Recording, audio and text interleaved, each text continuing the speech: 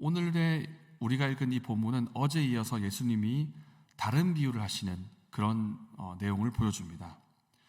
이 비유를 하시는 대상은 예수님이 성전에서 만나신 대제사장들 그리고 장로들입니다. 이들은 말하자면 백성을 대표하고 있는 지도자이라고 할 수 있습니다. 대제사장은 종교 지도자이고 장로들 역시 사회 지도층이고 백성을 대표하는 지도자입니다. 이들은 하나님의 백성을 대표하고 있습니다. 그리고 스스로 여기기를, 그리고 사람들도 여기기를 이들은 하나님을 잘 알고 있는 사람들이고 하나님과 가까이 있는 사람들이다, 이렇게 여겨지는 사람들입니다. 하지만 이들을 향해서 예수님이 비유를 말씀하시는데 그 내용은 그들의 실상을 드러내는 것이었습니다. 33절에 한 집주인이 자신의 포도원을 농부들에게 맡기는 것으로 이 비유가 시작이 됩니다. 주인이 자신의 포도원을 농부들에게 새로 줍니다. 그리고 주인은 타국으로 갔습니다. 시간이 지나서 열매가 거둘 때가 되었고 주인이 열매를 받기 위해서 자신의 종들을 농부들에게 보냅니다. 농부는 주인으로부터 이 땅, 이 포도원을 새로 받았기 때문에 마땅히 열매를 주인에게 드려야 합니다. 그 소산을 자기도 누리겠지만 어디까지나 이 포도원의 주인은 포도원은 주인의 것이기 때문에 주인에게 열매를 드리는 것이 마땅합니다. 그러나 농부들이 그렇게 하지를 않습니다. 34절에 종들을 보냈더니 하나는 잡아서 매우 때리고 어떤 종은 돌로 치고 심지어 어떤 종은 죽이기까지 합니다.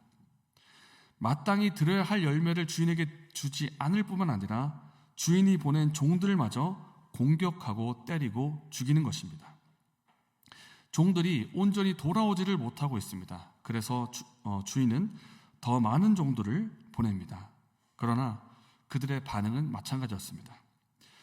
그래서 주인은 자기 아들을 보내기로 합니다. 종들은 지금까지 거부했지만 내 아들은 존중해 주겠지, 내 아들의 말은 듣겠지. 그러나 농부들은 생각하기를 우리가 저 주인의 아들을 죽이고 그 유산을 차지하자라고 하면서 주인의 아들마저 비유 안에서는 죽입니다. 예수님이 들려주시는 이 비유, 어떤 뜻일까요? 이 비유는 구약 시대 때부터 지금까지, 그러니까 예수님 당시의 시대까지를 아우르는 그런 비유인데요. 포도원의 주인 되시는 하나님께서 이스라엘이라고 하는 포도원을 농부에게 맡기셨습니다. 그 농부는 바로 종교 지도자들입니다. 그렇다면 농부가 된 종교 지도자들은 이 포도원인 이스라엘 백성들을 잘 가꾸고 경작을 해야 됩니다. 그리고 잘 경작하고 열매를 맺어서 그 열매를 하나님께 드려야 마땅합니다. 마찬가지로 이 지도자들은 이스라엘 백성이라고 하는 이 포도원을, 이 소산을, 이 열매를 하나님께 드려야 하는 것이 마땅한데 그렇게 하지를 않는 것입니다. 백성들을 잘못된 길로 인도하고 심지어 죄를 짓게 만들고, 그래서 좋은 열매가 맺히지를 않는 것입니다. 좋은 열매가 맺히질 않으니 열매를 드릴 수가 없고, 그래서 하나님께서 이제 이스라엘 백성의 주인 되신 하나님께서 열매를 거두기 위해서 종들을 보냅니다. 이 종들은 바로 선지자입니다. 이사야 선지자, 예레미야 선지자, 아모스, 하박국 등등의 하나님께서 많은 선지자들을 보내서 열매를 맺을 수 있도록 그렇게 말씀을 백성들에게 전하시고 회개를 촉구하게 하십니다. 그러나 지도자와 더불어 백성들이 그 회개의 촉구, 하나님이 전하시는 이 말씀을 듣지를 않는 것입니다. 오히려 말씀을 거부할 뿐만 아니라 종들을, 선지자들을 핍박을 합니다. 때리고 감옥에 가두고 돌로 치고 심지어 죽이기까지 합니다. 구약의 선지자 이사야는 우리가 알기로 톱질을 당해서 죽었다고 우리가 알고 있습니다. 하나님께서 수많은 선지자들을 구약에서부터 보내셨습니다. 지금까지, 예수님 당대까지. 그들이 전하는 메시지를 그러나 받지 않을 뿐만 아니라 공격하고 박해하고 죽이는 것입니다. 이제 주인은 자기 아들을 보냅니다. 아들을 보내면 그의 말을 듣겠지.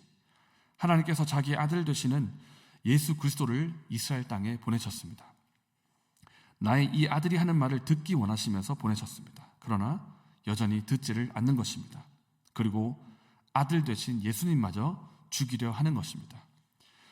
예수님은 바로 이스라엘 백성들이 지금까지 취하고 있던 그 말씀에 대한 태도, 그것을 꼬집고 있습니다. 너희가 구약 때부터 지금까지 수많은 선지자를 거부하고 있었다.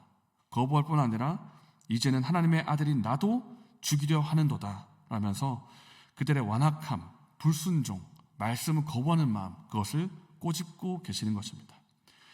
45절 말씀에 이 말씀을 들은 대제사장들과 바리새인들이 뜨끔합니다.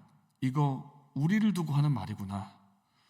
그렇다면 우리를 두고 하는 말인 것을 우리가 깨달았다면 그 말을 들어야 되지 않습니까? 그런데 이 꼬집고 있는 이 말도 듣지를 않습니다. 그리고 자기에게 찌르는 말을 하는 예수님을 잡으려고 합니다. 그러나 잡지를 못합니다. 이들의 마음 상태를 두고 예수님께서 하신 말씀이 있습니다. 내 말이 너희 안에 있을 곳이 없으므로 나를 죽이려 하는도다. 지금 하나님께 들은 진리를 너에게 말한 사람이 나를 죽이려 하는도다. 그들은 하나님의 백성을 대표하는 종교 지도자라고 스스로 자부하고 있었지만은 그들의 실상은 하나님의 말씀을 거부하고 있었습니다. 우리는 예수님께서 하신 이 비유가 이스라엘 백성 그리고 이스라엘의 지도자들을 향해서 하신 말씀인 것을 주목할 필요가 있습니다.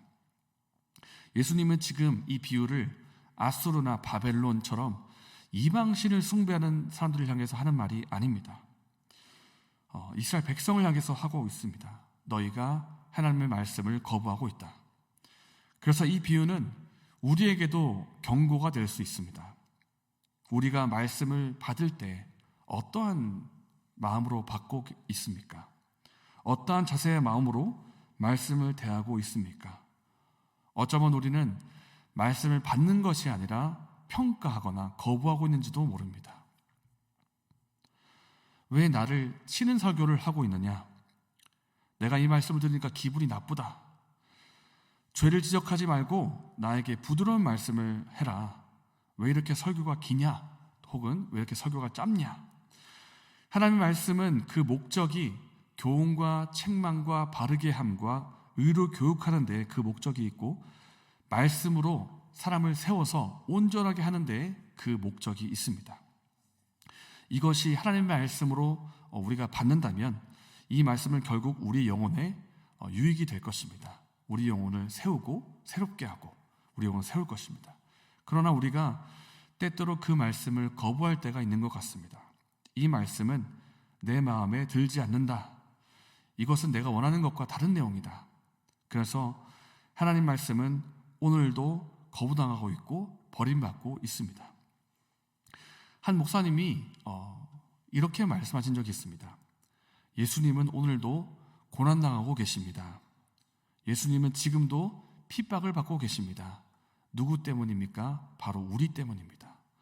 우리가 말씀을 거부하고 말씀을 순종하지 않기 때문에 예수님은 지금도 고난당하고 계십니다. 오늘 저와 여러분의 말씀을 어떻게 대하고 계십니까? 하나님 말씀을 아멘으로 받고 열매 맺고 계십니까? 아니면 받지 않고 그 말씀을 거부하고 있지는 않습니까?